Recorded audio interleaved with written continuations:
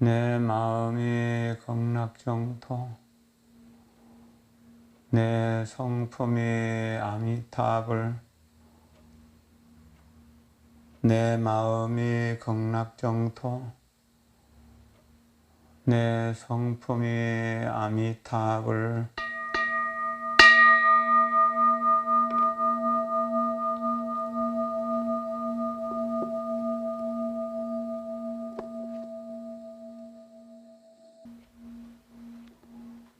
잘 계셨습니까?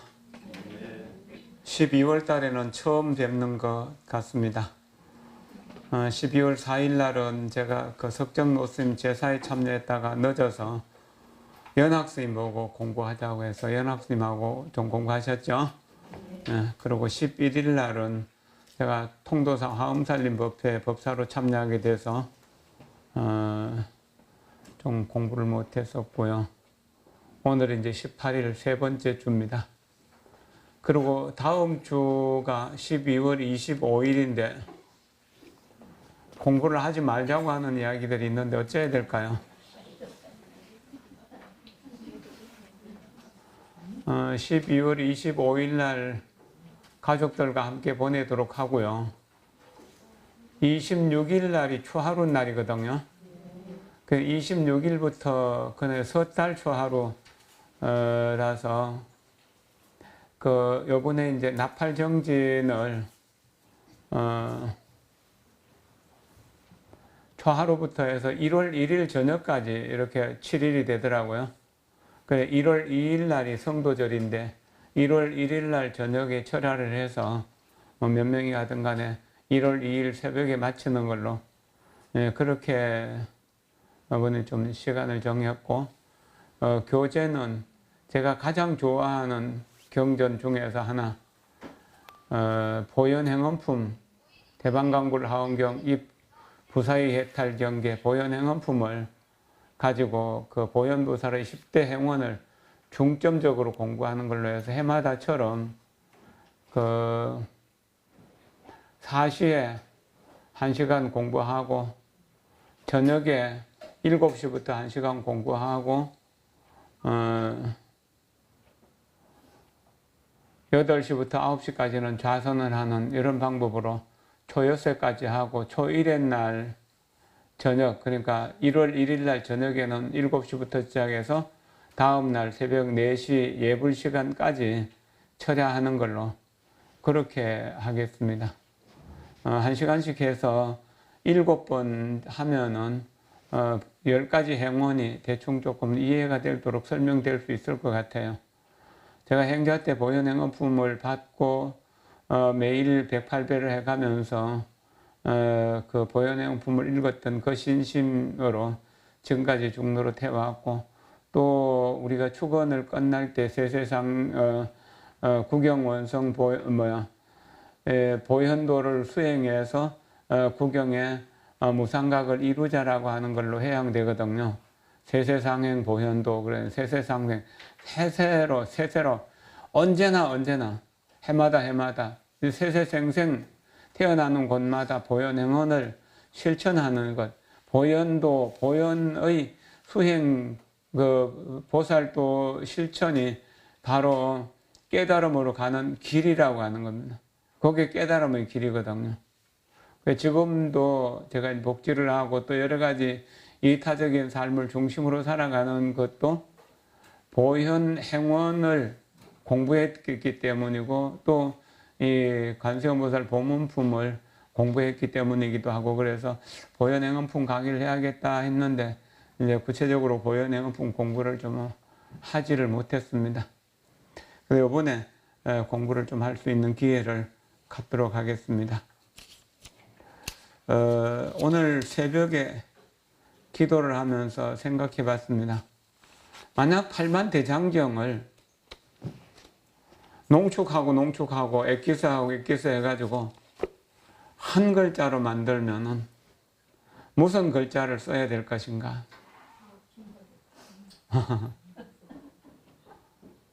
한 글자로 하면은 그래서 한 글자로 한다면은 착할 선자 한자를 쓸 수 있겠다는 생각을 했습니다. 그래서 옛날 어른들이 선이 무가지보라 해서 착할 선자 이 한 글자가 값으로 계산할 수 없는 그 가치가 있는 그런 그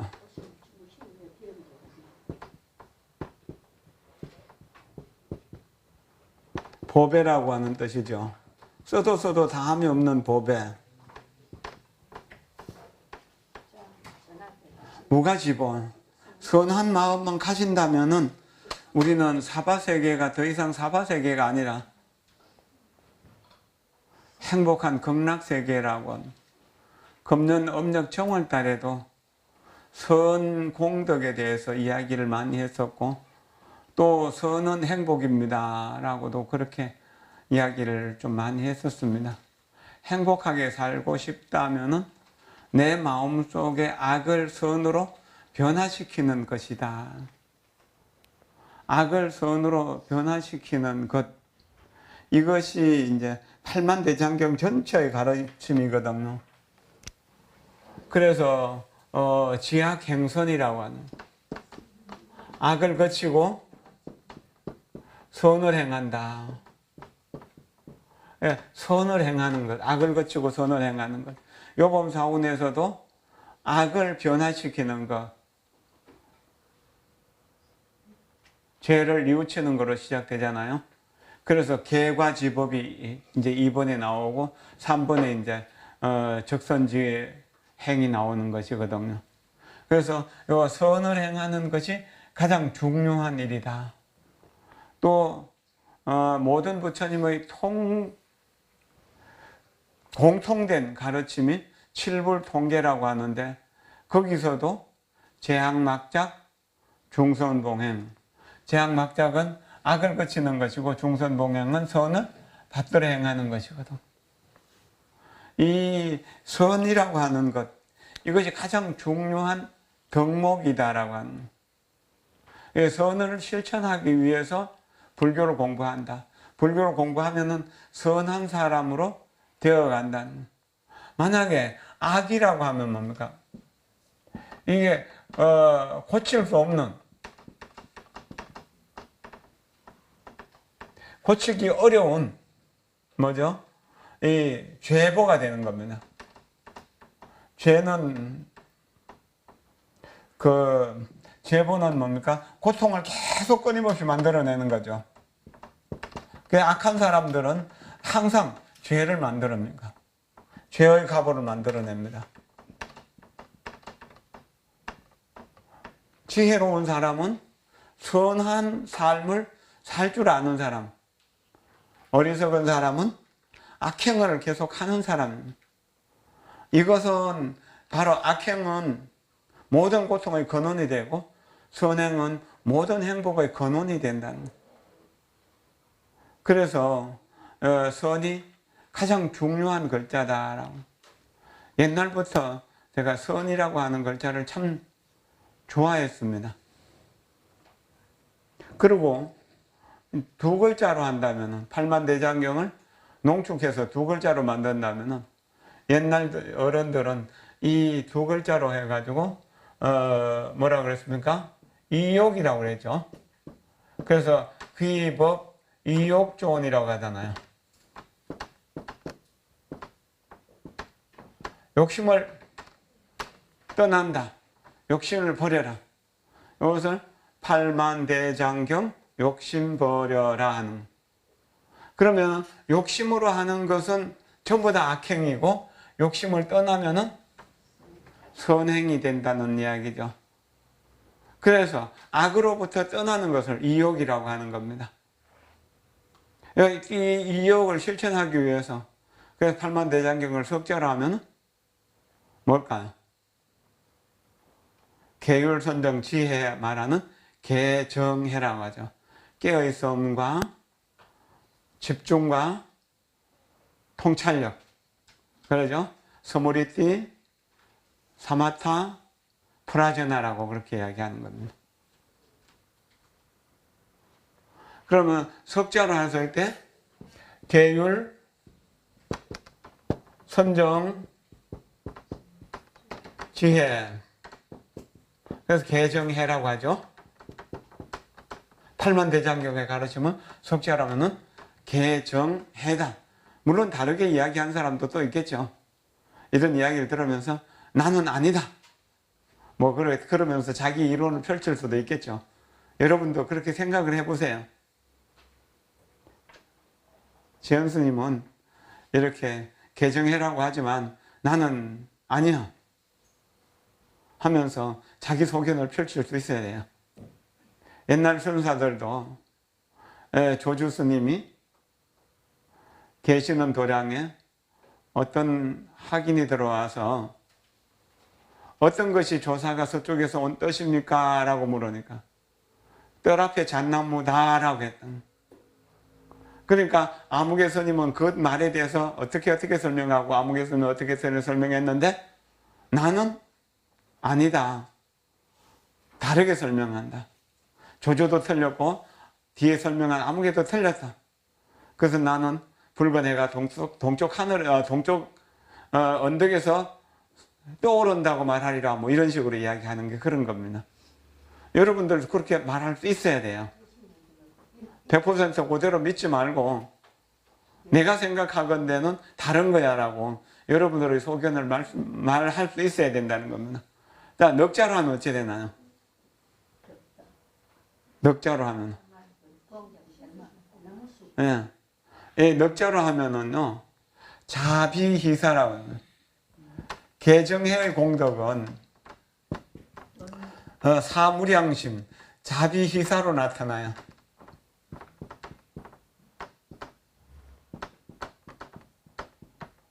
대자 대비, 대희 대사. 여기 이제 그 대자 대비 민종생 대희 대사 제함식 그래가지고 예불대참여면 첫 번째 나오는 개송이잖아요. 너무 많이 이야기하면 다 잊어버리니까 이만큼은 이야기하죠. 사무량심. 그럼 개정회를 통해서 얻는 과보는 자비희사라고 하는 겁니다. 자라고 하는 말은 뭔가? 이 우주에 존재하는 모든 생명체가 언제나 최상의 행복을 누릴 수 있도록 도와주려고 하는 마음.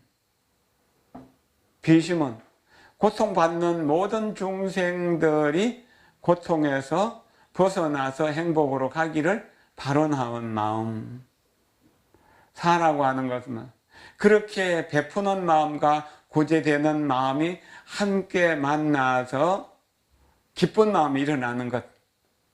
이것이 기쁠 희자가 되죠. 법을 말하는 사람과 법을 듣는 사람이 의기상통해서 기쁨이 솟아나는 것. 사라고 하는 것은 지극히 공평무사한 것. 나도 공하고 듣는 사람도 공하고 불법도 공하고 전체가 공이기 때문에 어디에도 내가 중생을 제도했다는 집착이 붙을 자리가 없는 것. 이런 것을 사라고 하는 거죠. 대자 대비 대희 대사. 이것이 바로 그 사무량심인데 사무량심이 불법의 핵심이다라고 이렇게 이야기할 수 있습니다. 그러면은 자비희사는 뭐예요? 선을 좀 더 적극적으로 설명한 것이고 개정해는 그 선을 만들어내는 수행의 방법이고 이욕은 악에서 벗어나야 선으로 들어갈 수 있으니까 악을 버리는 일이죠. 욕심의 크기만큼 고통도 커진다. 우리의 불행도 커진다라고. 그래서 선행을 하라라는 것은 행복하게 살자.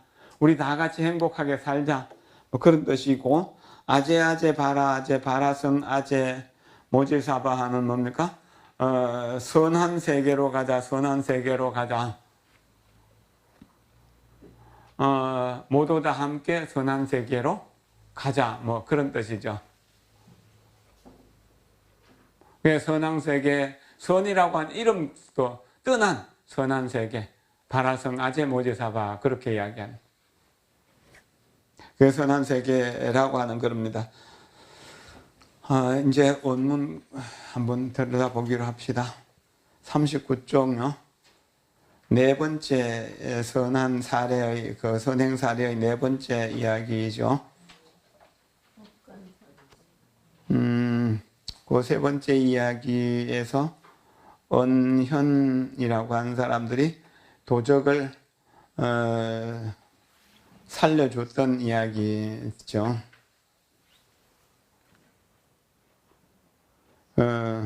언현의 도헌은 그게 이제 법을 관장하는 사람이고 장해라고 하는 사람이 주인공이죠. 그 장해가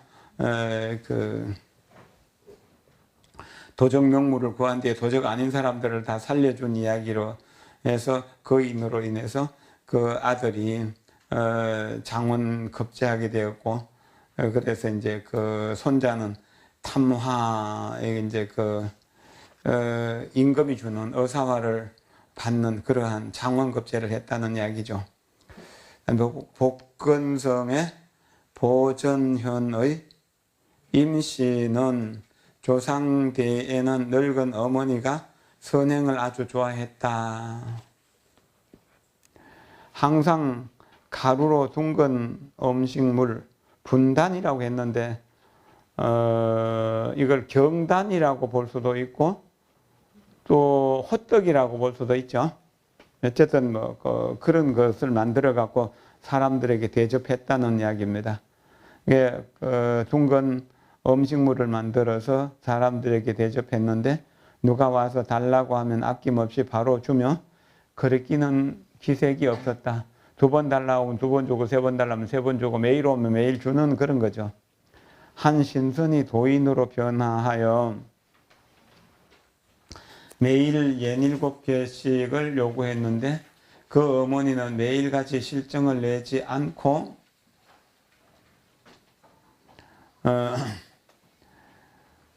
달라는 대로 주었다.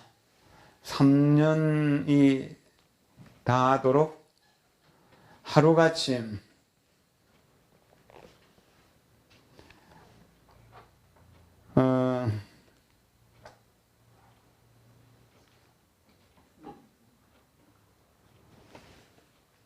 이렇게 줌으로 이에 신선이 그 정성에 감동했다.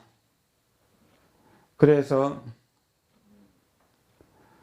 도인이 그 노모에게 이렇게 말하였다. 내가 그대의 음식 공양을 3년간 받아 먹었어. 내가 무엇으로 보답하면 좋겠어? 부 뒤에 이제 그 관아의 뒤쪽이죠. 한떼기의 땅덩어리가 있는데 그게 이제 그 집 소유였는갑죠. 거기에 묘를 쓰면 자손들이 깨 한 대빵만큼이나 관직을 얻을 것이요.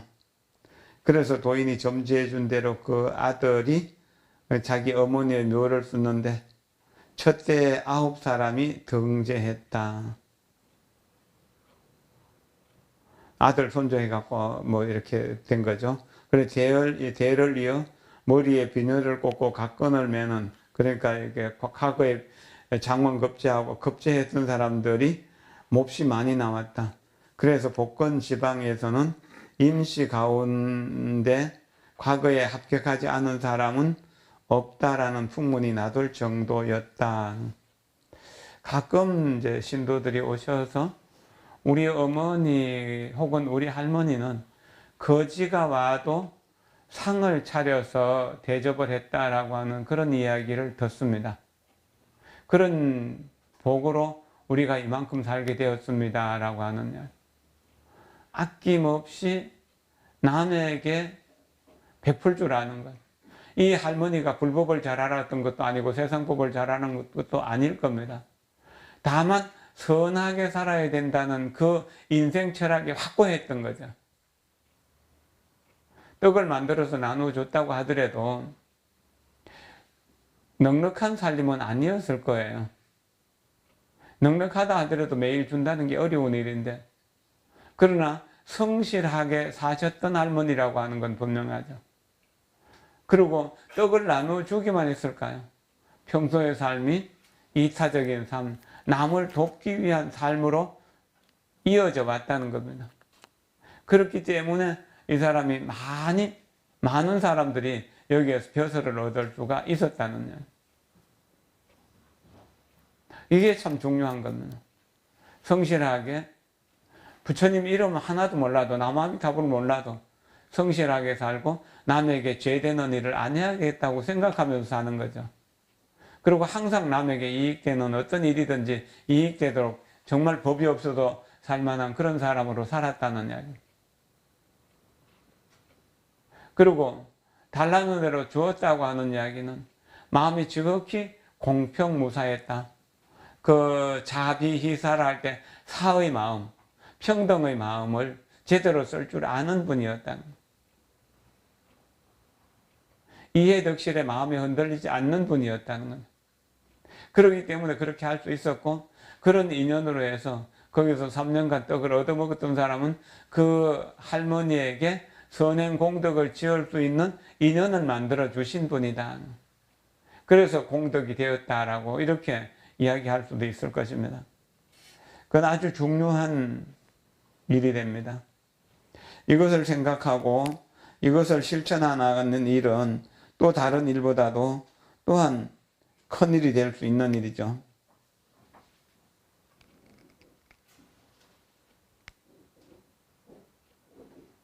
그것을 이제 실천했다는 게 또한 대단한 일이죠. 들었다고 하더라도 사실은 그것을 실천한다는 것은 어려운 일인데,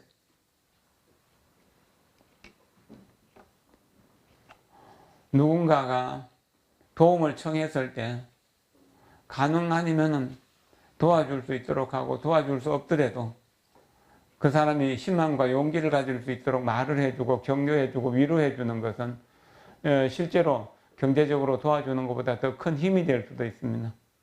우리가 이렇게 공부하는 것은 그런 힘을 만들어가는 그런 일이기도 하다는 것을 생각해야 됩니다. 마음속에 악한 기운, 남을 원망하는 기운이 있는 사람들 있잖아요. 이런 사람들이, 많은 사람들은 대체적으로 성격이 조급하고 화를 잘 냅니다. 그리고 늘 생각이 들떠 있습니다. 이럴까 저럴까 항상 망설이죠. 파도치는 마음과 같아요. 그런데 마음이 선으로 가득 차 있는 사람들은 마음속에 미움이 없어지고, 미움이 없음으로써 마음이 굉장히 안정되고 편안합니다. 그래서 그 사람 하는 일은 다 선한 쪽으로 가게 돼요. 이런 사람은 어쩌다가 친구 말 듣고 그냥 친구 말 믿고 어디 부동산 투기하거나 이렇게 해갖고 땅을 사놓으면 그것이 돈이 돼요. 근데 생각이 들떠 있는 사람은 그 바로 옆에다가 땅을 사도 안 돼요. 그런 사람들이 들어있잖아요. 하면 안 되는 사람, 하면 되는 사람이 있고, 그것이 복의 크기 때문에 그런 겁니다. 복을 만들어가는 일은 이렇게 어떤 계산 없이 남들을 도와주는, 다음에 과보를 바라지 않고 도와주는 이런 할머니의 순수한 선행이라고 하는 거죠. 이것을 엄덕이라고 하고, 그런 엄덕의 덕분에 자손 대대로 그 명문의 집안이 될 수 있었다는 거죠. 그래, 할머니는 별 볼일 없는 집안에 그저 며느리거나 그렇겠지만 그 아들들은 이제 명문가가 되었던 거잖아요. 가문을 빛내는 그런 사람이 되었다는 겁니다. 부모가 자식을, 이제 특히나 어머니가 자식을 10달 동안 잉태해가지고 출산하잖아요. 죽을 고생을 하면서. 그럼 그 아들, 그 딸이 정말 성공할 수 있도록, 행복하게 살아갈 수 있도록 마음 다해서 기도해야 되는 거거든요. 그리고 도와줘야 되는 거거든요. 그리고 사는 방법을 바로 배워줘야 되거든요. 최근에 그 대우그룹의 창업주였던 김우중 회장님 돌아가셨죠. 그분은 정말 우리나라 경제 부흥을 위해서 애를 많이 쓰신 분이에요. 아무나 할 수 있는 일은 아니잖아요. 세계는 넓고 할 일은 많다라고 하는 말도 젊은 사람들에게 얼마나 큰 힘이 되었습니까?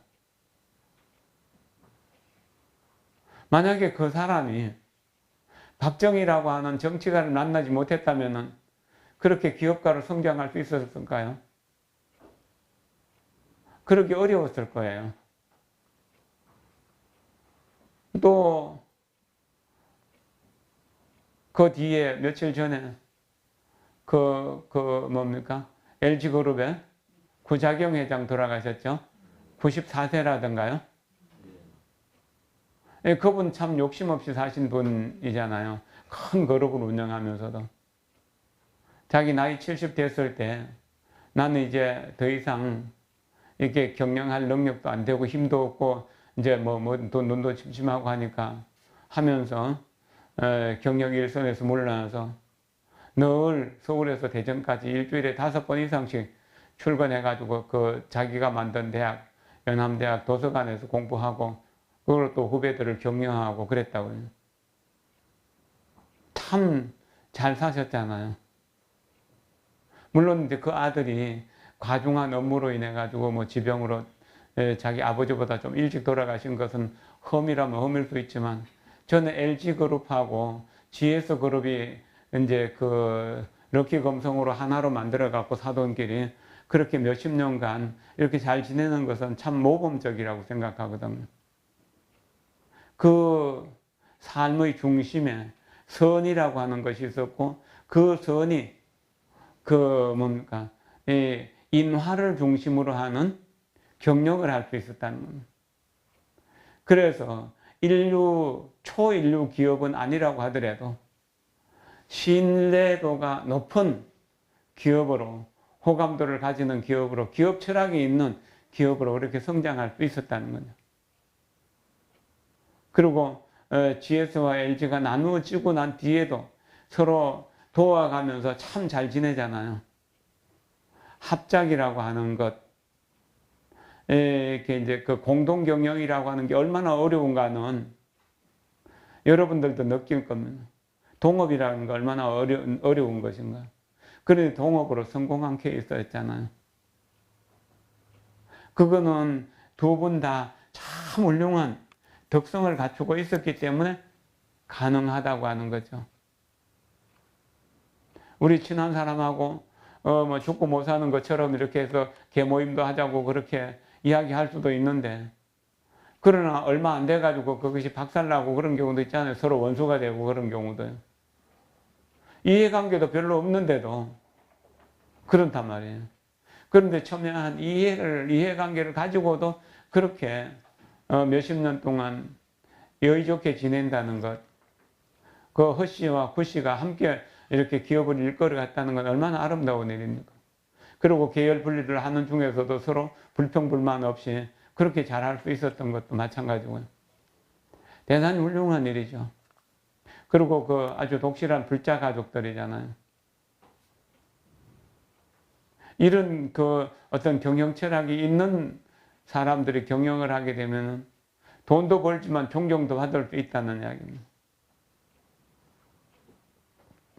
얼마 전에 또 롯데그룹의 총수가 90이 넘어가지고 형 집행정지로 해갖고 교도소에서 나오는 모습도 보였죠? 이 대기업 자기가 창업해가지고 일본에서 한국에서 그렇게 돈을 많이 벌었는데도 뭡니까? 90 넘어서 교도소에 가고 이제 치매도 걸리고 건강도 나빠서 더 이상 교도소에 둘 수가 없으니까 풀어준 건데 그 두 사람이 어떻게 차이가 어떻습니까? LG 회장처럼 롯데 회장처럼 어떤 분을 모델로 삼아야 될까요?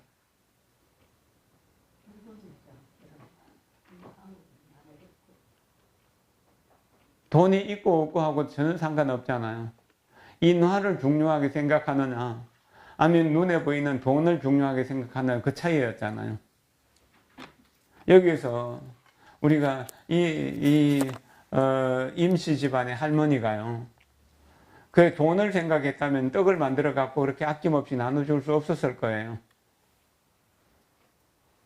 우리 현실 속에서도 그런 걸 보잖아요. 그러니까 어떻게 기업이 오랫동안 건전하게 유지 존속될 수 있고 사회에 젊은 사람들에게 희망을 줄 수 있는가라고 하는 거예요. 그거는 중요한 일이죠.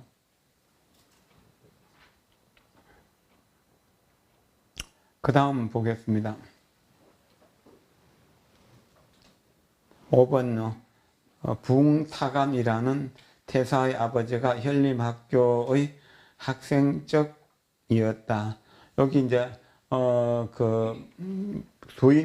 조수변에 말맞자 할 거는 풍자로 발음을 하는데 사람 성으로 할 때는 부흥자라고 한다고 합니다. 그래서 부흥타감이라고 합니다.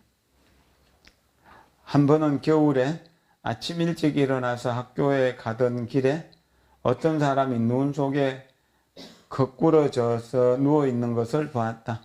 급히 그 사람을 흔들어 보았으나 벌써 몸은 반쯤 얼어붙어 그의 시체가 된 상태였다. 그래서 곧 자기의 속옷과 가죽옷을 벗어서 그에게 입혀주고 그를 업어 집으로 데려온 뒤 응급조치로 소생시켰다. 꿈에 한 신이 나타나서 그에게 일러주었다. 그대가 한 사람 목숨을 지성스러운 마음으로 구했기 때문에 내가 한 길을 그대의 자식으로 보내주겠다. 이에 타감을 낳자 드디어 이름을 부흥기라고 이름을 지었다는 거죠. 근데 그 기가 대단히 크게 과거에 급제하고 그랬는 이야기는 여기서 좀 생략되어 있습니다. 한기라고 하는 사람은 1008년에서 1075년까지 살던 북송시대 유명한 대신으로 범중엄과 함께, 범중엄 이야기 전에 했었죠. 서하를 방어하고 여러 주의 지사와 중앙요직을 번갈아 가면서 두루 거쳤다. 세 황제의 재상을 지냈다. 얼마나 훌륭한 분입니까? 세 황제, 한 황제의 재상도 어려운 일인데요. 사마광 등과 함께 왕안석의 변법을 반대하는 상소문을 여러 번 올렸다. 위국공에 봉해졌는데 출신 지명을 딴 안양집이 전해진다. 송나라 때 글이 지금까지 전해지고 있다는, 그분의 전집이 있다는. 그러면은 그 한기라고 하는 송나라 때의 장수가 500년쯤 지난 뒤에 이게 1500년대에 그 부흥기라고 하는 사람으로 태어났으니까 분명 훌륭한 가문을 빛내는 그런 훌륭한 인물이 되었다라고 하는 것을 알 수가 있는 거잖아요. 이 세상에 있는 모든 돈과 명예와 권력을 다 준다고 하더라도 우리 생명과는 바꿀 수 없잖아요. 생명만 살아있다면 모든 것을 가능하게 할 수 있기 때문인 겁니다. 역사 속에 뛰어난 인물들, 역사를 빛냈던 인물들이 우리와 똑같은 인간이라고 하는 생명, 우리의 생명과 똑같은 생명을 가진 그런 분인데 그분들은 선을 향해서 모든 사람들의 행복을 위해서 그렇게 사셨기 때문에 그런 성인이 될 수 있었던 거거든요. 우리도 이렇게 요범사원 공부를 통해서 선을 지향하고 악을 거치게 된다면 분명 집안의 훌륭한 자녀들이 집안을 빛낼 수 있는 그런 인물이 될 수 있다는 이야기죠. 생명을 살려낸다는 것. 이게 대단한 일이죠. 요즘 길가에 버려진 유기견 개들이나 혹은 또 유기 고양이 이렇게 이제 이런 것들을 데려다가 키우는 이런 사람들이 간혹 있는데 그런 것도 보면 참 아름다운 일이죠. 그리고 그런 집안들이 그 키우는 것은 굉장히 힘들지만 집안은 날마다 번성하게 되는 그런 경우들. 지난 11월 4일 날 우리 만일기도 중 1800일 회양하던 날 태국 스님 노파돈 스님이라고 하는 분이 오셔갖고 명상 법문을 하셨잖아요. 그분이 거르고 난 뒤에 매일 거기서 오늘은 소 5마리를 방생했습니다.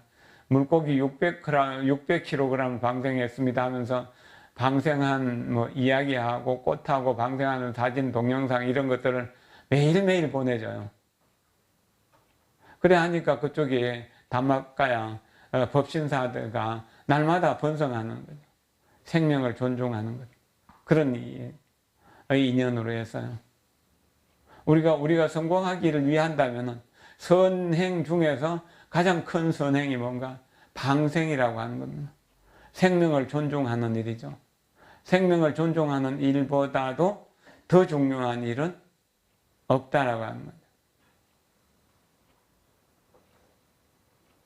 그렇게 생명을 존중하는 인연들이 우리를 행복한 길로 만들어가게 되는 겁니다. 그렇게 운명을 바꿔가는 겁니다. 근데 어리석은 사람들은 이 생명을 살리는 일을 못합니다. 죽이는 일만 잘하죠. 사람들에게 희망을 주고 사람들에게 힘이 되는 일을 잘 못해요. 요즘 이제 젊은 사람들의 교육들 있잖아요. 어린 시절부터의 교육이 그런 정신사상을 심어주지 못하기 때문에 문제아를 많이 생산해내게 됩니다. 그것이 가정 문제가 아니라 사회 문제가 되고 이게 이제 인류의 그 역사를 오염시키는 이런 문제로 커나갈 거기 때문에 참 걱정돼요. 선생님들이 모두 교과 과정 속에서 인륜과 도덕 이런 것들을 제대로 가르치고 인격을 가르치는 그런 어떤 수업이 정기적 그 어떤 교과 과정 속에 들어가면 좋을 텐데 영어 잘하는 사람 많고 수학 잘하는 사람 많고 과학 잘하는 사람 많아도 실제로 사람답게 잘 살려고 하는 사람은 드물어가는 것이 이제 경제가 풍요로운 속에서도 걱정해야 될 일입니다. 어쨌든 생명 존중하는 일, 이 생명이 미래에 훌륭한 이렇게 인격으로서 많은 사람들을 살려내는 인격을 만들어줄 수 있는 인연이 되니까 그런 것들을 생각해 주면 좋을 것입니다.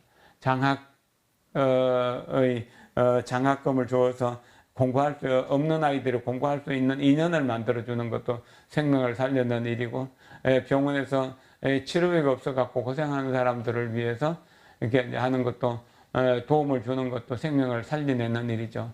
어쨌든 생명 살리는 일이 집안의 훌륭한 인물을 받아들이는 일이 된다는 겁니다.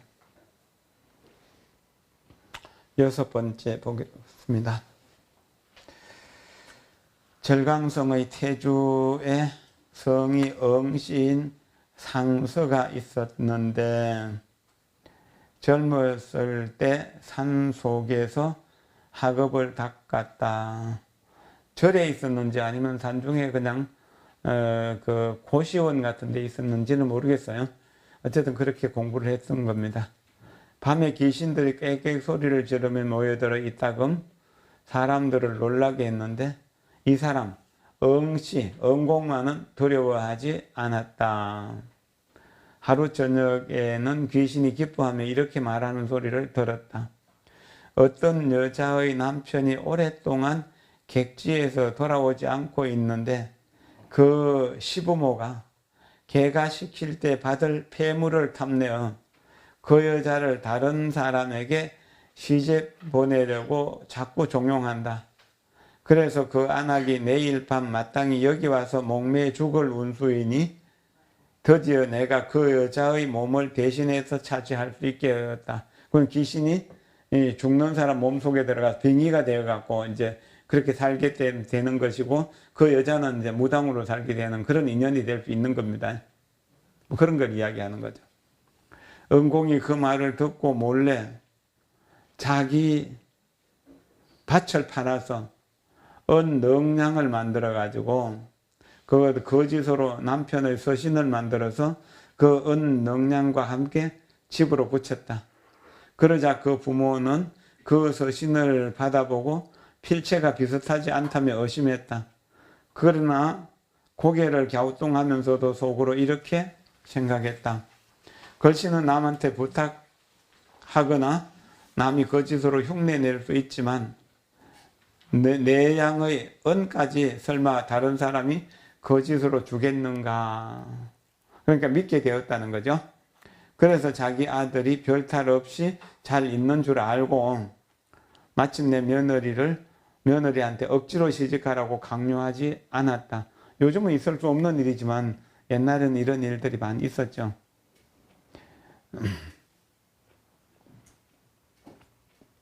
과연 그 아들이 나중에 돌아와서 부부가 신혼 때와 같은 검소를 되찾았다. 그 뒤 은공이 또 그 귀신의 말을 들었다.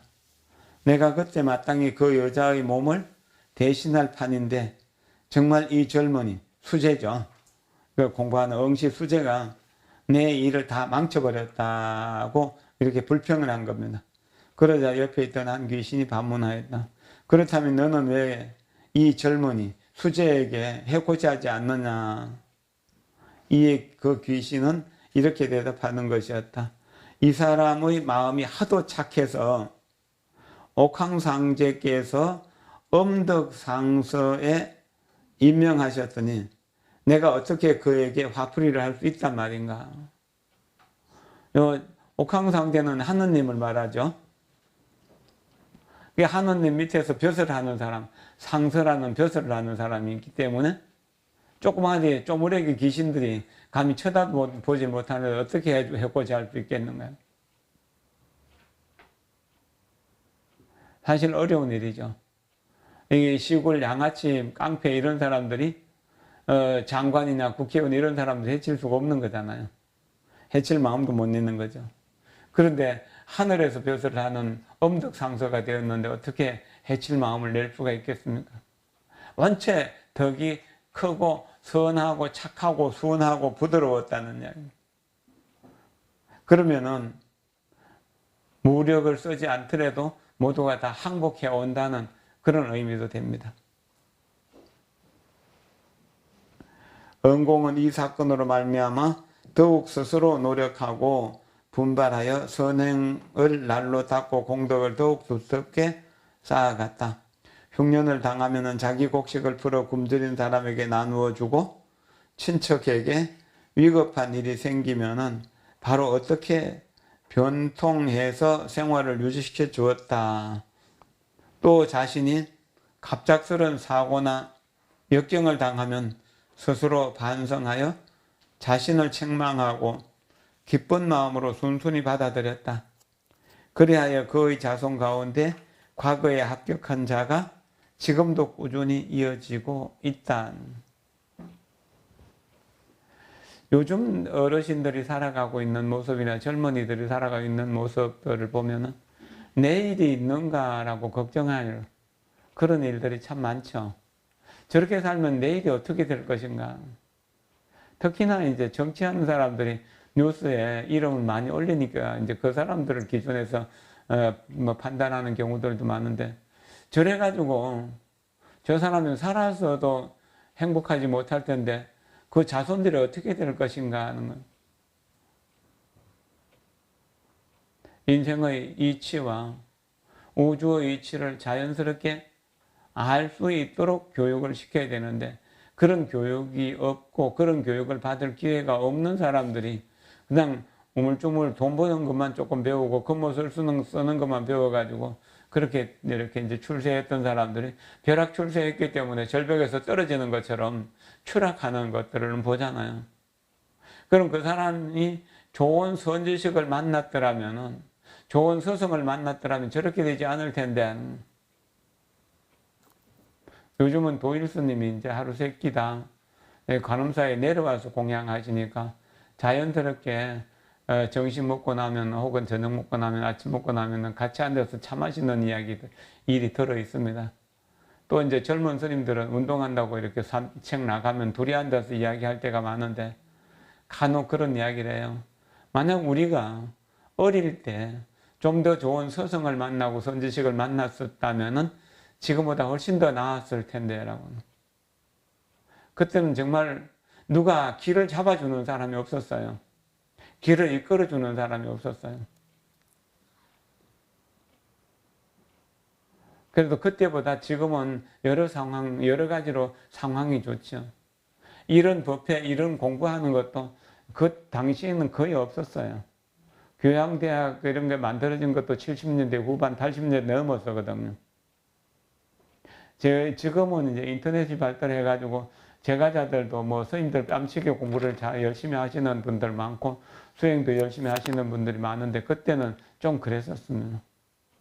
근데 요즘 이제 만약 요즘 나이의 마음, 지금 마음을 20대나 혹은 30대만 가졌더라 해도 지금보다는 훨씬 더 나은 쪽으로 살았을 텐데 하는 그런 생각을 갖습니다. 물론 내가 박복해서 좋은 선지식을 가까이 두고도 내가 이제 배우지 못했던 그런 부분들도 있지만 좋은 사람을 만난다는 것은 참 중요한 일입니다. 여기에 이제 그 응씨와 같은 사람은 보통 사람들이 듣지 못하는 귀신의 소리를 듣고 그것을 판단할 수 있었으니까 보통 사람은 아니겠죠. 그리고 귀신이 뭐라 그러면 다 소름 끼쳐서 그냥 그러면 나 살려라고 도망갈 텐데 도망 안 가고 담담했다는 것도 담력이 대단했다는 거죠. 그러니까 이제 자기 재산을 팔아가지고 한 젊은 여인을 살려준 거죠. 그리고 한 부부가 금슬 좋게 다시 만날 수 있는 인연을 만들어줬다는 것. 얼마나 대단한 일인가요?